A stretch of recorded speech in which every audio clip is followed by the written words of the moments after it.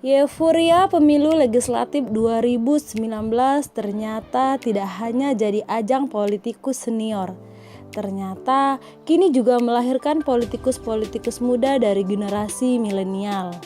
Nah, kali ini kita akan bincang santai dengan beberapa milenial yang siap maju di pemilu legislatif 2019. Sebenarnya, apa sih yang mereka bawa dari generasi milenial? Sekadar ikutan tren, prestise, atau malah tergiur dengan mau tahu seperti apa mereka dan visi misi yang mereka bawa?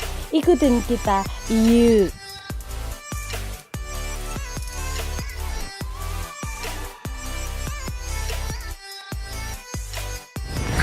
Hai pemirsa Sripoku.com, kali ini kita akan ngeplok bareng 3 orang calon anggota legislatif pemilu 2019. Sebagaimana kita ketahui, Euforia 2019 ini dipenuhi oleh generasi milenial. Nah, seperti apa nanti suara mereka? Ikutin kita, yuk!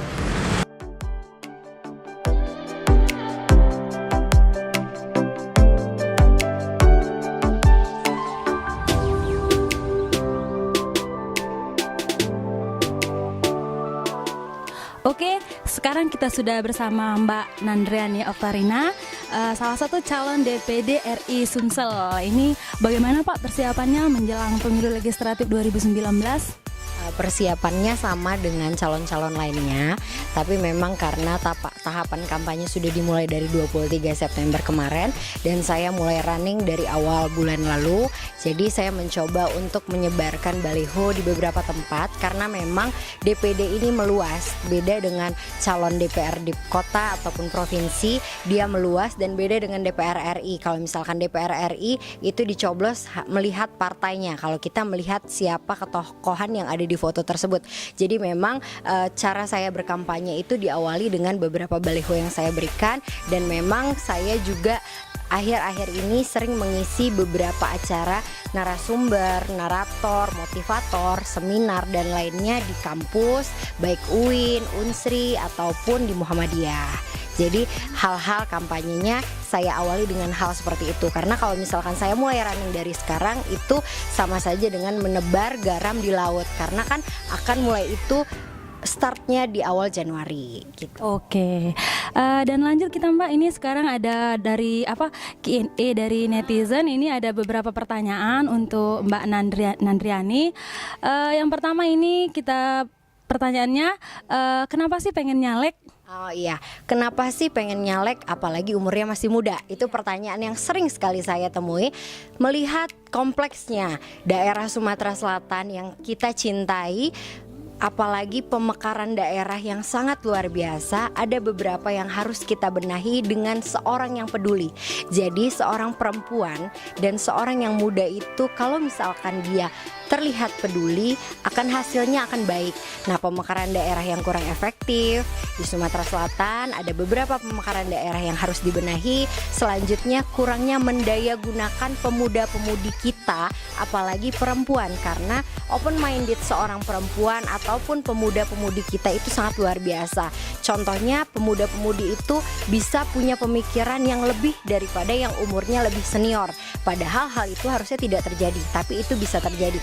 Nah, itulah mungkin banyak sekarang calon-calon legislatif ataupun DPD kota ataupun provinsi, baik DPD itu umurnya masih sangat muda, dari umur 20 tahun sampai 22, baik umur berikutnya itu ya milenial lah ya, dari 17 tahun sampai 35 tahun itu banyak bermunculan di saat ini gitu.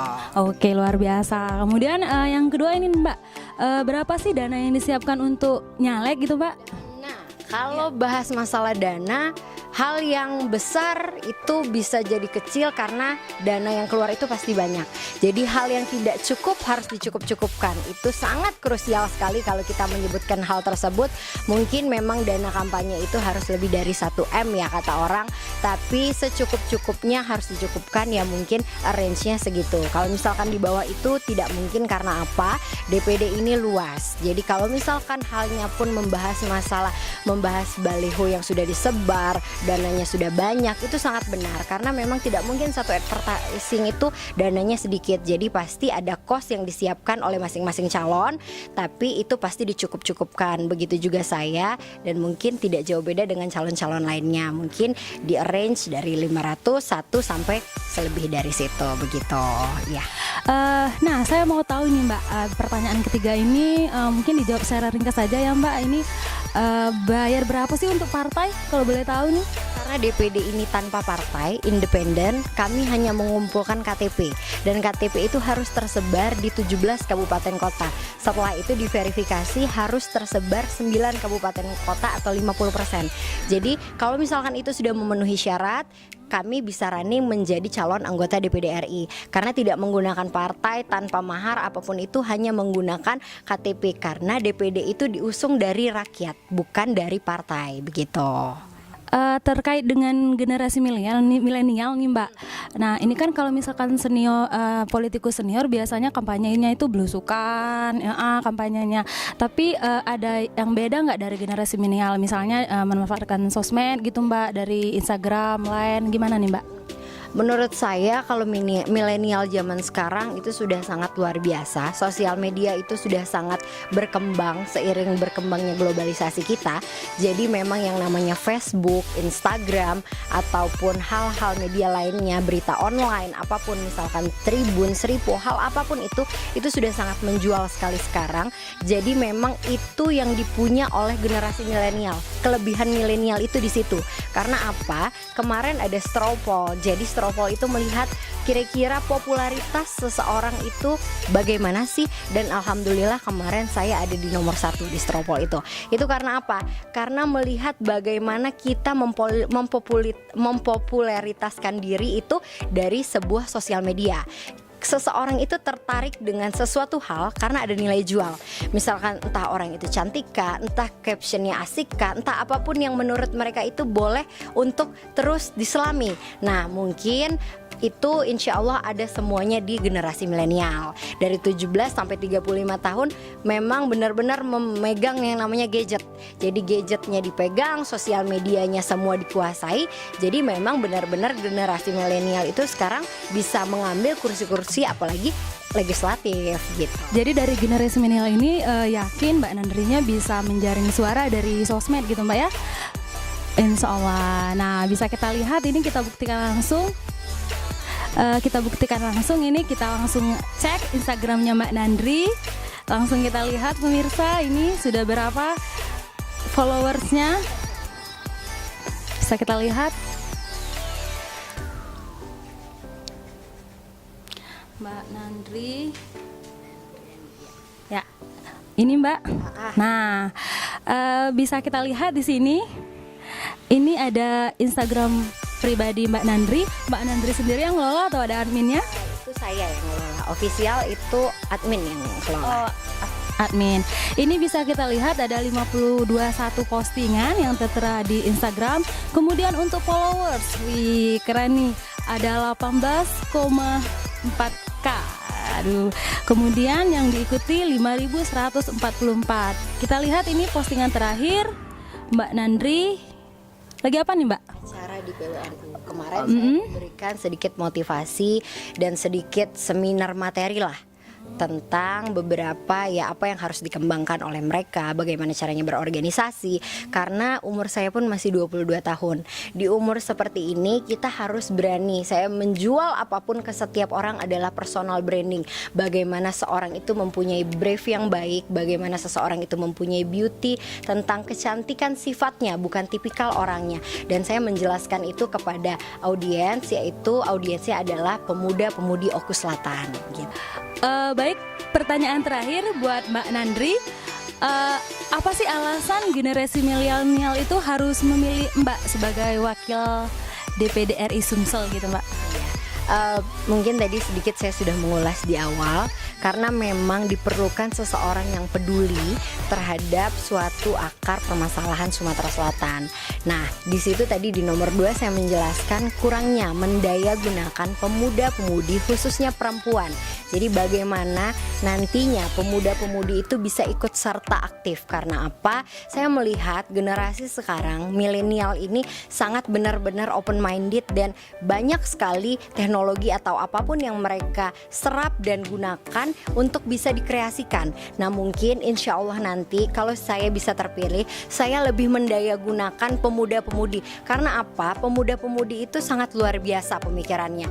Jadi walaupun senior, kata orang lebih banyak pengalamannya, tapi yang muda ini tidak jauh berpengalaman. Karena apa? Mereka membaca, mereka bisa tahu bagaimana sosial media tadi, berita online dan lainnya. Jadi sekarang sudah tidak perlu nonton TV dan lainnya, sudah bisa melihat bahwa oh ini loh permasalahan kita, oh ini loh kekurangan kita, seperti itu. Oke, terima kasih Mbak Nandrani waktunya. Semoga sukses selalu buat Mbak. Makasih Mbak ya. Iya.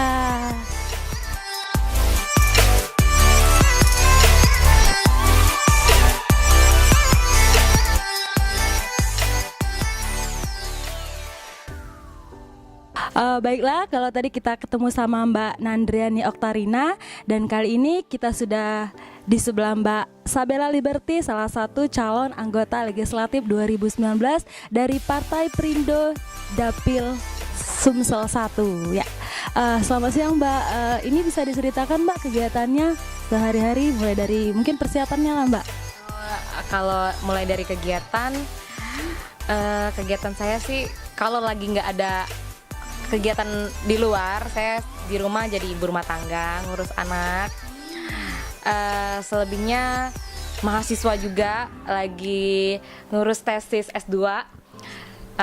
Terus lagi ikut juga di kantor advokat Febua Rahman. Jadi advokat junior nih, baru soalnya. Itu sih kegiatannya mungkin. Oh, jadi ngurus anak juga Mbak ya. Tapi juga mas tergolong masih muda. Nah, ini pertanyaannya mungkin langsung Mbak ya. Kenapa sih pengen nyalek gitu, Pak? Sebenarnya kalau nyalek pasti orang bilang kalau cewek kan karena ada 30% kuota ya. Nggak selalu sih dibilang karena 30%, jadi perempuan tuh kesempatannya memang kesempatan untuk para perempuan karena 30% itu. Tapi saya sejujurnya memang sudah ada niatan dari hati, memang kepengen turun melihat masyarakat di bawah, apa-apa yang harus kita rubah, peraturan-peraturan yang tidak memihak pada rakyat kan, terus peraturan-peraturan yang tidak pro ke wanita kan banyak tuh peraturan-peraturannya. Jadi banyak lah dari hati pengen terjun ke politik, dan caleg tuh lihat dari sekeliling itu banyak yang harus kita rubah, yang harus kita benahi. Itu aja sih sebenarnya. Ini kita lanjut dari Q&A dari netizen Mbak ya. Ini yang pertama dari akunnya Instagram Pairat. Ini pertanyaannya, berapa sih dana yang dibutuhkan buat nyalek gitu Pak? Kalau boleh tahu, mungkin dari nominal kali Mbak ya? Kurang lebih lah ya. Nggak yang wow banget juga sih, mungkin banyak yang lebih. Kurang lebih mungkin sekitar 200 juta lah mungkin ya buat alat-alat peraga, terus transport, kita hitung transport ke daerah-daerah mungkin segitulah kurang lebih, nggak terlalu wow. Kurang lebih lah. Kemudian itu kalau dari uang pribadi nih Mbak. Nah, kalau dari partai sendiri kita kalau mau nyalek bayar berapa nih Mbak? Nggak ada. Kalau dari partai kita nggak ada, nggak. Justru malah partai yang memfasilitasi kita alat peraga, mungkin mempermudah kita kan. Nanti mungkin ada dana-dana untuk saksi, terus ya itulah. Kalau dari Perindo mungkin banyak fasilitas, mungkin difasilitasi kayak dari TV gitu kan, diliput untuk untuk support ke caleg-caleg yang turun gitu. Jadi itu aja. Ini kan yang kita ketahui dari pemilu legislatif 2009 ini kan banyak dari kalangan milenial nih Mbak ya. Ini apa sih alasan kaum milenial harus pilih Mbak gitu Mbak? Itu ya. Iya. Sebenarnya kaum milenial ini kan dari umuran 30 ke 35 ke bawah ya, 35 ke bawah, 17 ke atas kan, milenial itu ya. Harus pilih saya karena apa nih? Karena mungkin saya muda kali ya. Enggak, selain itu juga sebenarnya kaum milenial harus kritis, lebih kritis, harus peka. Jadi ada kaumnya yang mencalonkan diri harus disupport dong. Harus lebih peka, harus ngerti dengan keadaan kenapa saya turun, berarti saya ada tujuan untuk Sumsel yang lebih baik, Indonesia yang lebih baik. Nah, jadi yang harus utama support saya mungkin dari kaum milenial, karena ada saya mencalonkan diri, mereka harus lebih kritis, lebih mensupport, lebih memberikan suaranya. Karena kalau bukan dari kita siapa lagi kan? Iya. Soalnya saya berpikir kaum milenial itu tidak cuman kerjaannya yang nongkrong-nongkrong aja, nggak cuman yang gayanya muda, tapi berpikirnya lebih ke depan, lebih maju. Jadi mereka juga harus juga mensosialisasikan bagaimana politik yang baik, gitu, mengajarkan bagaimana politik yang baik.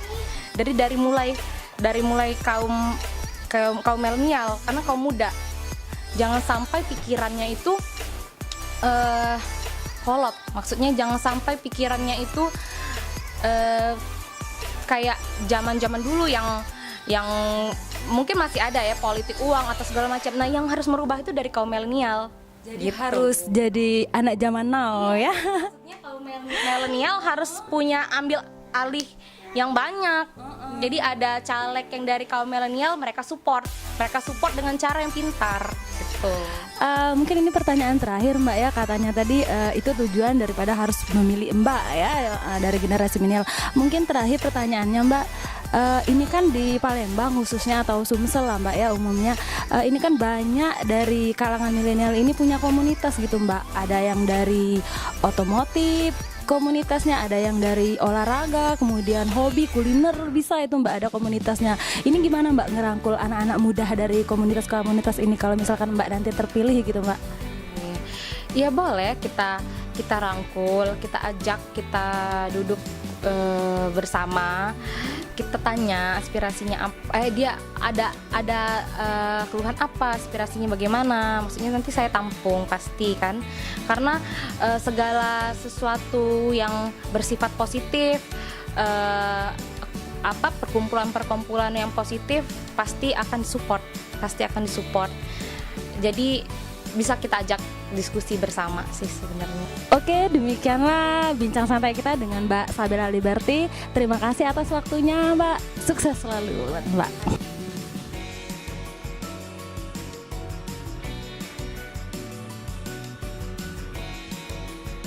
Oke guys, kalau tadi kita udah ngobrol santai bareng dua orang cewek cantik. Nah, kali ini kita akan melanjut ngobrol santainya dengan pria ganteng, putih, kece, dan maco. Siapakah beliau? Ikutin kita, yuk.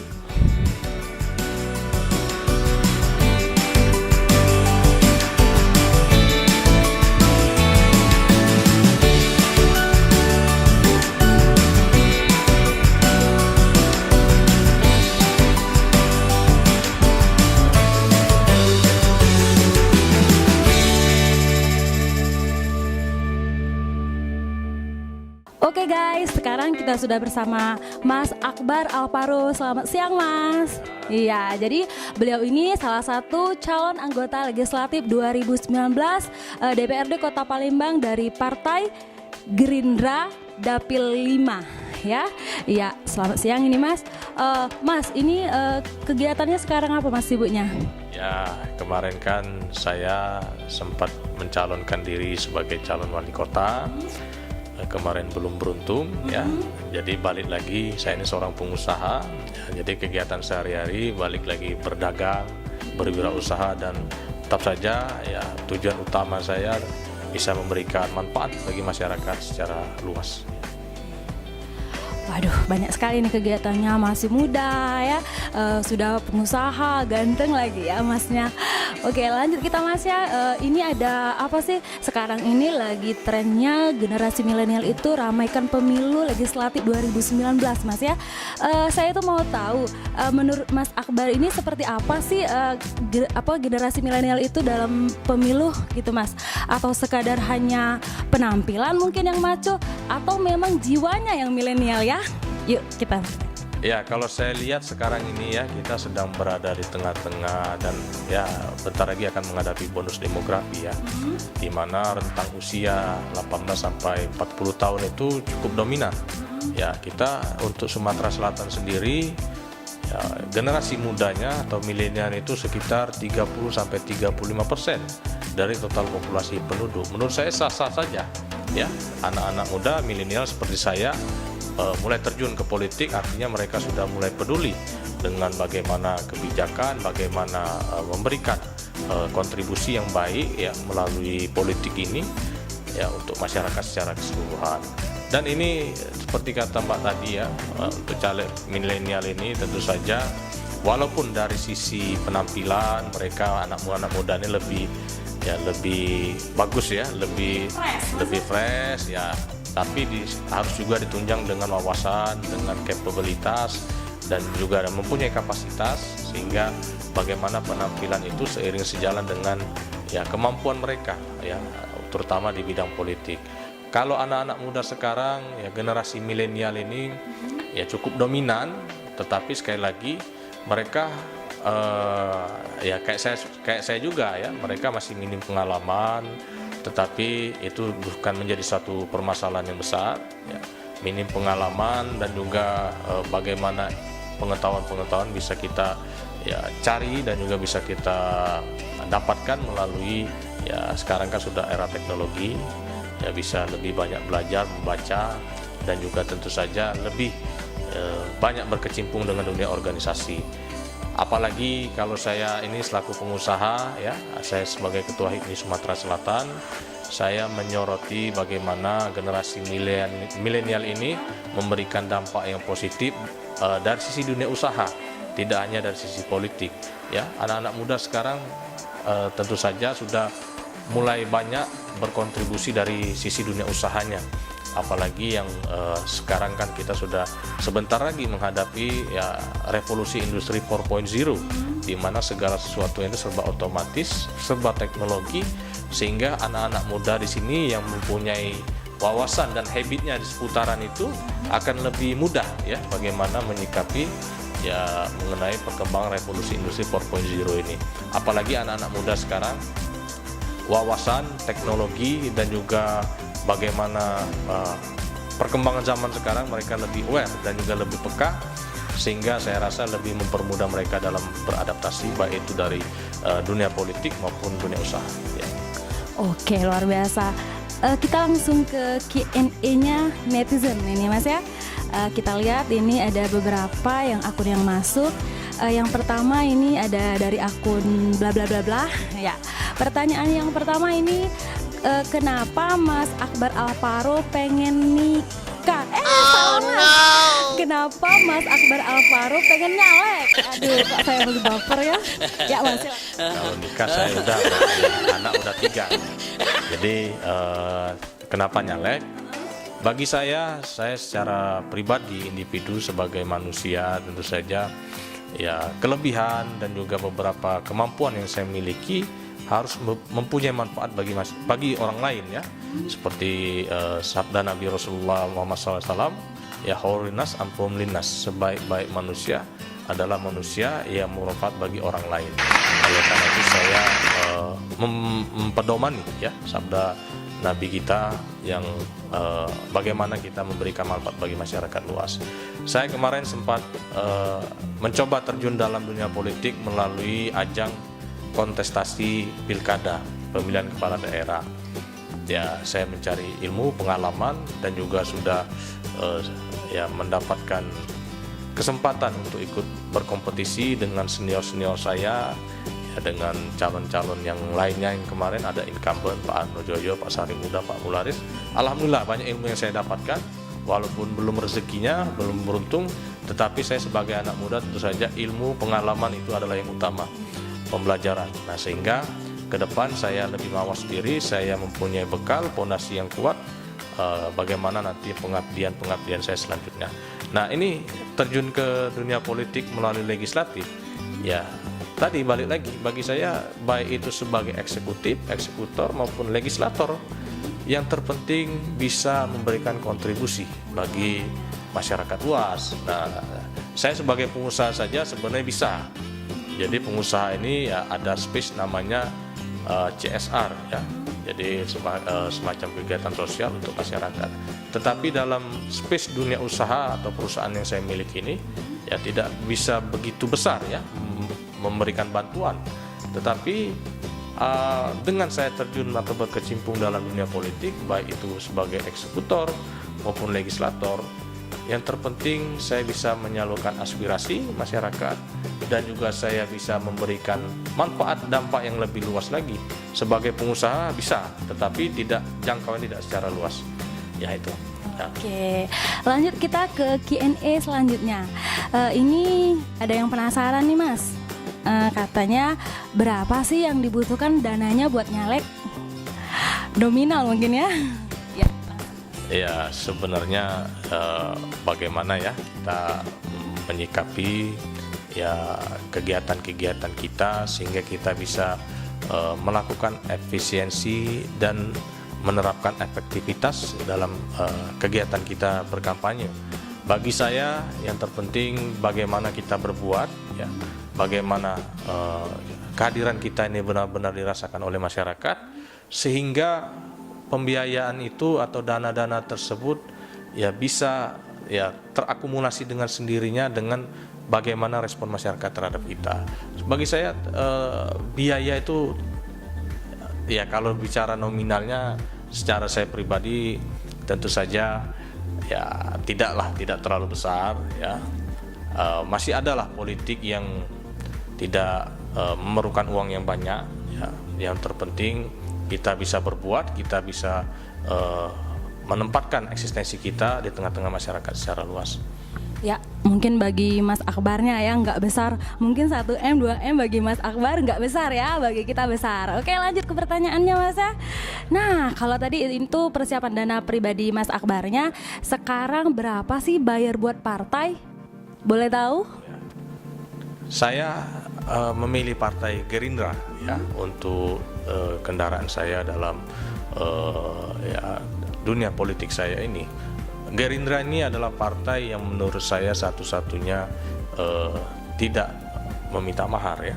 Dia malahan mensupport bagaimana kader-kader yang ingin ya memberikan kontribusi ya melalui Partai Gerindra. Yang terpenting bagaimana ya kader-kader tersebut mempunyai kapasitas, kapabilitas sehingga dia mampu bersaing ya dengan kompetitor yang caleg-caleg yang lain. Dan pada akhirnya ya kader-kader Gerindra ini bisa ya memberikan manfaat lah bagi masyarakat luas sehingga Partai Gerindra ini mempunyai nilai ya di tengah-tengah masyarakat kita. Nih Mas, kalau misalnya kita lihat di jalan-jalanan beberapa kampung di Kota Palembang nih udah menjamur nih banner-banner para caleg, terutama dari tren generasi milenial. Beberapa dari banner itu saya lihat misalkan ada satu calon, terus udah diselipin ini yang akun sosmednya kayak Facebook, terus kayak Instagram dan sebagainya. Itu menurut pandangan Mas Akbar sendiri gimana? Apakah misalnya image seorang nyalek itu udah nanti kalau orang lihat stalking langsung ke sosmednya udah bisa dilihat, itu gimana pesan buat generasi milenial, ataukah cuman sudah bisa di stalking di situ mau lihat ciri orangnya atau gimana? Jadi sekarang seperti saya sampaikan tadi, kita ini sudah berada di tengah-tengah atau sebentar lagi menghadapi revolusi industri 4.0 ya. Tidak hanya generasi milenial, orang-orang yang sudah cukup senior pun ya memanfaatkan sosial media ini. Jadi sosial media ini tidak hanya untuk dunia politik, tetapi dunia usaha, organisasi dan lain sebagainya juga menggunakan media sosial ini. Karena apa? Karena efektivitas jangkauan dari media sosial ini ya sangat luas ya, dan juga dampaknya sangat besar sekali. Seperti saya umpamakan seperti ini. Anak muda yang tidak mempunyai modal, dia ingin membuka usaha ya. Bagaimana caranya? Caranya dia cukup menggunakan medsos saja ya. Jadi medsos ini luar biasa sekali ya, dia bisa ya menggunakan fasilitas ini untuk mendapatkan profit oriented di situ. Jadi dia mempunyai teman yang berdagang pempek misal, tapi dia aktif dalam dunia medsos, dimasukkannya dia dagangan dia itu dalam medsos dia, sehingga dia di sini cuman sebagai perantara, di situ dia mengambil keuntungan. Nah, jadi peran medsos ini sangat luas dan dampaknya begitu besar, sehingga ya wajar saja banyak sekarang digunakan ya untuk caleg-caleg, khususnya anak-anak muda generasi milenial yang memang sesuai eranya. Saya aja nih sekarang ya medsos saya untuk menopang kegiatan ya politik ini. Jadi lapaknya ya Mas. Ada 4 atau 5 akun ya. Jadi memang medsos ini dampaknya sangat luas dan besar sekali, sehingga ya kalau kita tidak bisa memanfaatkan sebaik-baiknya, mungkin ya kita akan ketinggalan zaman dan tentu saja kalah dalam persaingan ya. Ya itu tadi. Kemudian gini Mas, apa sih alasan utama generasi milenial itu harus pilih Mas Akbar? Alasannya? Iya ya, jadi apa ya? Nanti kepedean lagi kan? Saya ini orangnya biasa saja ya. Saya seorang pengusaha. Saya juga aktif di berbagai organisasi. Ya salah satunya yaitu HIPMI, Himpunan Pengusaha Muda Indonesia, di mana saya selalu berkeliling ya ke kampus-kampus dan juga mengadakan seminar wirausaha untuk menyebarkan virus-virus wirausaha ke kalangan anak-anak muda. Dan juga saya sering berinteraksi dengan beberapa komunitas ya, menanyakan bagaimana apa saran masukannya anak-anak muda ini, khususnya untuk kemajuan pembangunan yang ada di Kota Palembang. Nah, sehingga saya ini orangnya pendengar, saya ini orangnya mau belajar. Saya juga tidak menutup diri untuk hal-hal baru, sehingga anak-anak muda generasi milenial sekarang, saya tidak mengatakan saya ya orangnya bagus ya, tetapi mungkin masyarakatlah yang menilai. Anak-anak muda lah mungkin bisa lebih menilai, karena yang menilai kita ini bukan diri kita sendiri, melainkan orang lain. Sehingga ya bagaimana track recordnya, bagaimana perannya dalam memberikan kontribusi bagi masyarakat luas, apalagi anak-anak muda, bisa dilihat sendiri melalui akun IG saya, sehingga kawan-kawan ya generasi muda bisa menentukan pilihannya. Ya silakan saja. Saya kalau orang berdagang ini kan dagangannya bagus semua, tetapi di sini saya tidak mau berdagang. Saya hanya menceritakan bagaimana profil saya, sehingga ya kawan-kawan anak-anak muda bisa menilai bagaimana nanti menentukan pilihannya. Oke. Ya, sampai di sini bincang kita sama Mas Akbar. Terima kasih atas waktunya dan semoga sukses selalu buat Mas Akbar. Ya. Oke Mas? Oke, sip.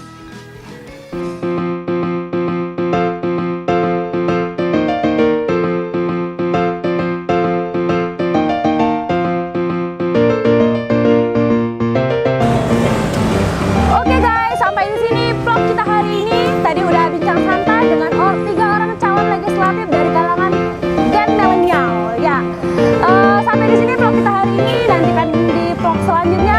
Jangan lupa like, subscribe, comment, and share. Sampai jumpa. Bye bye. Wassalamualaikum warahmatullahi wabarakatuh. Mwah.